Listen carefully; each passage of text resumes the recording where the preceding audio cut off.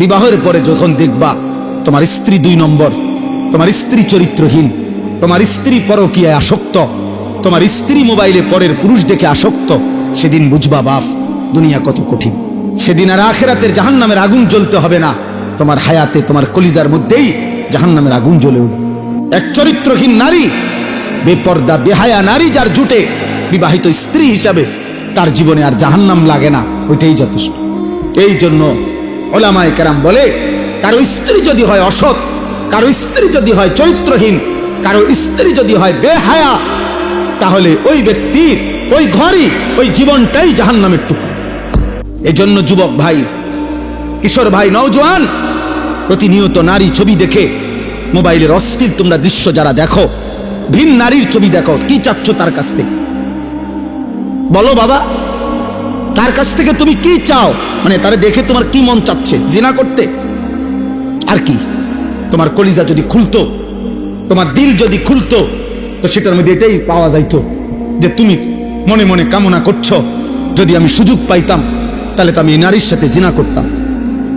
যদি বলেন আমি বিয়ে করতে, তো বিয়ে করতে কতটা বেডি সাউন্ড লাগে? কথা বোঝেন নাই? যদি বলো যে না আমি বিয়ে করার জন্য চাই, তো বিয়ে করতে কত বেডি চাইতে হয়? হ্যাঁ, বিয়ে করতে নর্তকী দেখো কেন? বিয়ে করতে নায়িকা দেখো কেন? বিয়ে করতে বিধর্মী দেখো কেন? কথা বলেন না? তাহলে বুঝাই তো গেল বিয়ে না, মাকসাদ তোমার জিনা, মাকসাদ তোমার ব্যভিচার। তাহলে তুমি কল্পনা করো, তুমি ছেলেটা হারাম কল্পনা করছো, অথচ তুমি তো একজন পবিত্র মা বাবা। যেই মা বাবা স্বামী স্ত্রী ছিল, ইসলামের বিধান মেনে, আল্লাহর হুকুম মেনে বিবাহের পবিত্র বন্ধনে একত্র হয়ে ওই স্বামী স্ত্রীর পরম ভালোবাসা, হালাল পদ্ধতিতে বিবাহের পবিত্র সম্পর্কের মাধ্যমে তুমি এই পৃথিবীতে আসছো। এবার তুমি যা করতে চাচ্ছ সেটা তো হারাম সম্পর্ক ছাড়া আর কিচ্ছু না। তাহলে এর পরবর্তী প্রজন্ম যদি তোমার হাত ধরে আসে, তো সেটা কি উত্তম হবে না নিকৃষ্ট হারাম হবে? তাহলে তুমি কি ভাবতেছো? বুঝো না মিয়া? 16 বছর বয়স, এত নারী দেখো কেন? এত মহিলা দেখো কেন? এত অসভ্য ছবি দেখো কেন বাপ? এত কম বয়সে এত বড় চরিত্রহীন হয়ে গেলা? এত অল্প বয়সে এত উলঙ্গ ছবি দেখে ফেললা? এবার তো তোমার আর পৃথিবীর সুন্দরী বউ এনে দিলেও তোমার তৃপ্তি হবে না, কারণ তুমি না আরো এর চাইতে অসৎ দেখছো। আল্লাহর কসম, নবী বলছে, নারী যখন বেপর্দা হয়, শয়তান তাকে সর্বোচ্চ আকর্ষণীয় করে, উঁচু করে, লোভনীয় করে তুলে ধরে, দেখায়। আল্লাহ রাসূল বলছেন, ফাইদা খারাজাত ইস্তাশরাফাহা শাইতান। নারী হচ্ছে আওরাত, নারী হচ্ছে আড়ালের বস্তু, নারী হচ্ছে লুকিয়ে থাকার বস্তু। কন্যা হচ্ছে লুকিয়ে থাকবে, যে তার আত্মসম্মান রাখবে, যে পুরুষ তুমি ভদ্রচিত ভাবে শরীয়ত সম্মত পদ্ধতিতে বিবাহের পবিত্র সম্বন্ধের মাধ্যমে আসো, কোনো আপত্তি নাই। কিন্তু আমি নারী, আমার ইজ্জতের দাম অনেক। এজন্য আমরা কিতাবে পড়ছি, যেই মেয়ে বেপর্দা, যেই মহিলা বেপর্দা, ছেলেরা আমার এই কথাটা মনে রাখো বাবা, সবাইরে বলি, যেই মহিলা বেপর্দা, যেই মেয়ে বেপর্দা, আল্লাহর কসম, সে নিজেকে একদম সস্তা কম দামি পণ্য হিসাবেই বাজারে তুলে দিছে। হ্যাঁ, সে নিজেকেই তুলে দিছে যে আমি আমারে তুলে ধরলাম। এবার আঙ্গাল কাঙ্গাল আতু লুলা যা আসো, ঠ্যাং ভাঙ্গা মাথা ভাঙ্গা, যে আসো বুড়া জোয়ান প্লাস্টিক রাবার যা আসো, আমারে দেখো, আমারে আমি ছেড়ে দিলাম। সে নিজেকে মূলত লাঞ্ছিত করে, সে নিজেই নিজেকে ছোট করে ফেলে। তুমি তো তোমার দাম কমাই লাইলা, তুমি তো তোমার নিজের দাম কমাই দিলা। অতএব পর্দায় আবৃত নারী, বোরখায় আবৃত নারী, ইজ্জত সতীত্বের কদরকারী নারী, সে এই সৃষ্টির, এই জমিনের শ্রেষ্ঠ নিয়ামত। নওজোয়ান ভাই, গুনাহের মধ্যে ইজ্জত নাই দোস্ত, সম্মান হয় না বাপ। তোমরা যারা বিকৃত চুল রাখো, গুনাহ আর নারী ছবি আর অশ্লীলতা নিয়ে গান বাদ্য নিয়ে পড়ে থাকো, এ হাসি ঠাট্টা কৌতুক মজাক অবসর বিনোদন, বন্ধুদের আড্ডা, মোটর সাইকেলের ঘোরাগাড়ি, মেয়ের পিছনে কুত্তার মতো পিছনে থাকা, হ্যাঁ, নারীর পিছনে দিন রাত, এ কুকুরের স্বভাব। বিশ্বাস করো ভাইয়া, বিশ্বাস করো, এটা বইতে কিতাবে আমি নিজে পড়ছি। এই নওজোয়ান, এটা কুত্তার স্বভাব। কুকুর সবকিছুতে মুখ দেয়, এটা বইতে আছে। কুত্তার স্বভাব এটা, কুকুর সবকিছুতে মুখ দেয়। এজন্য চরিত্রহীন যুবক, তার কাছে সব বেড়িয়ে ভাল লাগে। কালা বেড়ি, দলা বেড়ি, জিডা দেখে হাতে তেড়ে ভালো। এটা মুসলমান না হিন্দু না বৌদ্ধ না ইহুদি না খ্রিস্টান না নাস্তিক না মুরতাদ, আমার তো তার নাম ভালো লাগবে। এটা বেড়ি তো আর কি তার। আহারে চরিত্রহীন, কামটা করলা কি? এ তো আখলাক কুকুরের আখলাক। কুকুর সবকিছুতে মুখ দেয়। কুকুর বিরিয়ানিতেও মুখ দেয়, পায়খানাতেও মুখ দেয়। ফিরে আসো বাপ, আখলাক সুন্দর করো। এমন সুন্দর চেহারা নষ্ট করো না, এমন সুন্দর আখলাক নষ্ট করো না বাপ। আরেকবার দুনিয়ায় তুমিও আসবা না, আমিও আসবো না। এই পৃথিবী একবারই, তোমার আমার। এক রাত একবারই আসে, হায়াত একবারই, একবারই আসে, আর আসবে না। অতএব আজকে এই আয়াতের বক্তব্য এটা।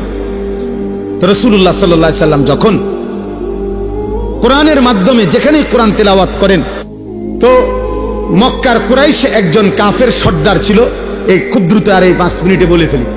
নজর ইবনে হারেস তার নাম। সেও ছিল কাফের সর্দার। সে করছে কি, সে ইরান মানে পারস্য গেছে ব্যবসার জন্য। তো পারস্য ব্যবসা গিয়ে দেখছে ওইখানে বিকাল হইলে, সন্ধ্যা হইলে বিভিন্ন জায়গায় জায়গায় মজমা বসে, মানে লোকজন জমাট হয়, সমবেত হয়। আর একজন গায়িকা, নর্তকী সুরে সুরে গান গায়, নাচে, বাদ্যযন্ত্রের তালে তালে সে কিচ্ছা কয়। পুরান যুগের কাহিনী, গল্প এগুলারে তালে তালে কয়। হ্যাঁ, সে নাচেও, বাদ্যও বাজে, আবার ওই পুরান আমলের বানান্না গল্প কাহিনী কিচ্ছা এগুলো বলে সে। আর বাকিরা খুব মনোযোগ দিয়া মজা করা, খুব বড় বড় চোখে তাকাইতেছে। হ্যাঁ, কি মর্মান্তিক কথা কইতেছে। আল্লাহ, আসলে তো বেডি চায়, বুঝেন না? হ্যাঁ হ্যাঁ, আমরা বুঝি না। আমনে বয়স হয়ে গেছে, আপনি উনারে জিগাবেন, আপনি চাচা কি করেন টেলিভিশন চা দোয়ানে? না, আমরা কি আর এই বয়স আসিনি, কদ্দুর খবর শুনি। আমনে চাচা খবর শুনেন, খবর মানুষের চোখ দিয়ে নি শুনে। মানুষে শুনে কি চোখ দিয়া না কান দিয়ে? তা আপনি ছাইয়া রয়েছেন কেন? আপনি যেহেতু খবরই শুনবেন তো ভালো কথা, ফিস দিয়ে বইয়েন। বুঝেন না কথা? চেয়ার ঘুরাইয়া সেদিকে বসেন, টেলিভিশন যেদিকে আপনি এর উল্টা দিকে বসেন, আওয়াজ আইলেই তো সারছে। আপনার খবরের তো দরকার, তো আপনি খবর কানে ঢুকলেই তো হইলো। আপনি না বলে খবর চান, আপনি না বলে খবর শুনেন। অতএব এটা অনেক বড় বিষয়। তো এই লোকটা নজর ইবনে হারেস কাফের, এ দেখছে এটা, কিরে এটা তো একটা সাংঘাতিক জিনিস। মানুষ সব ভুল হইয়া বসে, বড় বড় চোখ করে, বড় গভীর মনোযোগ দিয়ে শুনে, এবং খুব লড়ে সরে, এবং খুব তাল মারে, টাইল মারে। এটা তো একটা ঠিক আছে। সে তখন চড়া দামে এইখান থেকে, ইরান থেকে একটা দাসী, ও এরকম যে গায়িকা, বাদ্যের তালে তালে নাচে, সুন্দরী, আবার ওই কিচ্ছা কাহিনী এগুলা কয়, এরকম একজন দাসী সে কিনে নিছে মক্কা। নাউজুবিল্লাহ। কিন্না মক্কার কুরাইশদেরকে বলছে, এইবার আমি একটা কার্যকর বুদ্ধি আনছি মুহাম্মদের কোরআনের বিপরীতে। মুহাম্মদ কোরআন শুনলে লোকগুলো মুগ্ধ হইয়া, অবাক হইয়া তার দিকে তাকাইয়া থাকে, তার দলে ভিড়ে যায়। তখন সে এই যুবকদেরকে এবং সাধারণ মানুষদেরকে ডাকতো, এদিকেও এদিকেও, গোলয়ে বইও, সবাই বইও, এমন মিউজিক দেখবা। এরপরে ওই সে তার দাসীকে নিয়ে আসতো। এই দাসী বাদ্যের তালে তালে গান গাইতো, নাচতো, আর এই পুরাতন যুগের কিচ্ছা কাহিনী এগুলা বলতো। এই কথা করে কিছু দুষ্ট প্রকৃতির লোক, দুষ্ট প্রকৃতির কিছু যুবক, কিছু মানুষ তার সাথে ভিড়ে গেছে। আর সে, তারা খুশি যে যে মুহাম্মদের কোরআনের বিপরীতে আমরা এই গান, এই নাচ, এই গায়িকা, এই গানের আসর, এই বাদ্যযন্ত্রের আসর জমায় দিল। নাউজুবিল্লাহ। এ ঠিক তখন আল্লাহ তাআলা কোরআনুল কারীমের এই আয়াত নাজিল করে আল্লাহ তাআলা সতর্ক করছে, অমিনান নাসি মান ইয়াশতারি লাহওয়াল হাদিস লিয়ুদিল্লা আন সাবিলিল্লাহ বিগাইরি ইলমিন। আল্লাহ বলেন, বন্ধু আপনাকে জানিয়ে দিলাম কিছু নিকৃষ্ট মানুষ আছে এমন, যারা প্রতিনিয়ত গান, বাদ্য, অনর্থক কিস্সা কাহিনী, অপ্রয়োজনীয় কথা, অসার, অবান্তর, অপ্রয়োজনীয় গল্প, কৌতুক, ঠাট্টা, বিনোদন, মস্কারি, এই বেহুদা কথাবার্তা, গান, বাদ্য, নাচ, বাদ্যযন্ত্র, গায়িকা, গানের আসর, এগুলো জমিয়ে সংগ্রহ করছে, মানুষকে জমা করছে। কেন? লিয়ুদিল্লা আন সাবিলিল্লাহ, আল্লাহর পথ থেকে পথভ্রষ্ট করার জন্য। বিগাইরি ইলমিন, মূর্খতাবশত। ওরা মনে করছে ওরা বুদ্ধিমান, না, আসলে ওরা মূর্খ।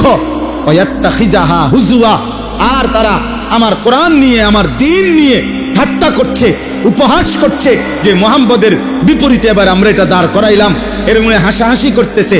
আল্লাহ বলে, বন্ধু আমি স্পষ্ট জানিয়ে দিলাম, উলাইকা লাহুম আযাবুম মুহিন, এমন নিকৃষ্ট পাপীদের জন্য আমি একেবারে অপমানকর, ভীতিকর এবং লজ্জাজনক কঠোর আযাব আমি তাদের জন্য নির্ধারণ করে রেখেছি। গানের এই আড্ডা, বাদ্যযন্ত্রের এই আড্ডা, নর্তকীর এই আড্ডা, গায়িকার এই আড্ডা, গানের এই আসর, গানের এই পরিবেশ, আমি আল্লাহ তাদের জন্য নিকৃষ্ট আযাব রেখেছি।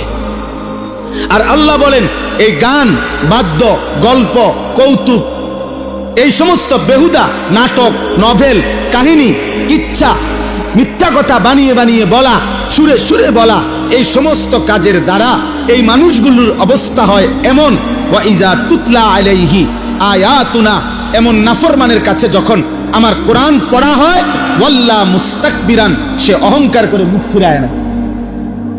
কাআন লাম ইয়াসমাহা, যেন সে কোরআন শুনতেই পায় নাই, অথবা কাআন্না ফি উযুনাইহি ওয়াকরা, অথবা আগের থেকেই সে কানেই শুনে না, বধির। আল্লাহ বলেন, এমন পাপীকেও ফাবাশশিরহু বিআযাবিন আলীম, এদেরকেও আপনি কঠিন আযাবের ভয় দেখান। আমার দোস্ত, আমার ভাই, আমার বন্ধু, আমার নওজোয়ান, আমি সবার কাছে অনুরোধ করি, আমরা সবাই এই আয়াতগুলোর দ্বারা একটা মৌলিক কথা হলো, একজন মুসলমান, একজন মুমিন, তুমি কিশোর হও, তুমি যুবক হও, তুমি বয়স্ক বাবা হও, তুমি পর্দার আড়ালের মা হও, বোন হও, মুসলমান, কলিজায় যার ঈমান আছে, রক্তে যার ঈমান আছে, জবানে যার কালেমা আছে, আল্লাহকে যে চিনে, নবী সাল্লাল্লাহু আলাইহি সাল্লামকে যে মানে, সে গান, বাদ্যযন্ত্র, গানের আসর, গায়িকা, নর্তকীর নাচ, এই মোবাইলে হোক, বাস্তবে হোক, এমন আসরে, এমন পরিবেশে, এমন মজমাতে সে বসতে পারে না, শুনতে পারে না, অংশগ্রহণ করতে পারে না। আল্লাহ বলেন, এমন মন্দ আচরণ, এই গানের আসক্তি, বাদ্যযন্ত্রের আসক্তি, গায়িকার আসক্তি, নর্তকীর আসক্তি, গানের আসরের প্রতি যার আসক্তি, আল্লাহ বলেন আমি তার জন্য নিকৃষ্ট অপমানকর আযাব রেখেছি।